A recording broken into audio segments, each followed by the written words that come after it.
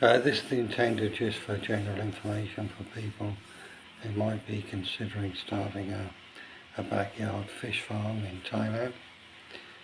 Well, my costings are based in Thailand, so I can only speak for costings here, which I guess will be of the main interest to people. We started a fish farm approximately 4 months ago in a village called Nawar, 40 kilometres away from Sakon Nakhon. The land belongs to my partner's father, so we've got permission to put the ponds on his land. The costings initially agreed a one-only price, a job and finish of 80,000 baht. That was for a large digger coming in, known as a macro here in Thailand. So there was to dig out the 3 ponds, form a roadway to them, a division between the ponds and the banking around. So in other words, all the groundwork related to the 3 ponds and access to them. We did negotiate, he wanted more. I thought 80,000 baht was a reasonable fee. It took approximately 2 weeks, so considerable amount of work. Because they were just paddy fields, obviously there was quite a bit of work involved in digging out and building out the banking around the ponds. Anyway, let's move on to the cost. Say 80,000 baht for the dig out. Then we installed a water bore, which was 70 metres deep. Again, did a fixed price deal, 14,500 baht. That included the 6-inch PVC pipe to bore down the 70 metres, 7,500 baht for a submersible pump. Incremental costs, I think, around 1,200 baht for 4-inch PVC pipe. That was to run the water to each pond, to feed each pond. The cost of the solar panels we installed were 25,000 baht for 3 times 400 watt panels. So there were the costings there. Some people rely solely on the monsoon rains to fill their ponds, but then you've got a problem after the rainy season. Obviously the water will seep out slightly and also turn green with algae if you haven't got a way of filling it. And the water also needs to be aerated. Ideally use a fountain, and another option is I use floating fountains. You can buy them on Lazada or similar type sites for around 13 to 1400 baht. They do a solar fountain also, which could be quite useful. We had no mains electric on initially. I've got that part on now. I'll go into that costing in another video because that's a separate matter.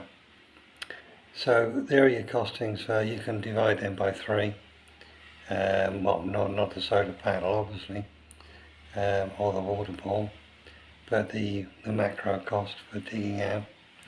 What many people do here, if they're buying say for example 1 rai of land they intend to build on, and it's a rice field, a paddy field, you need to raise the land by at least 1 metre.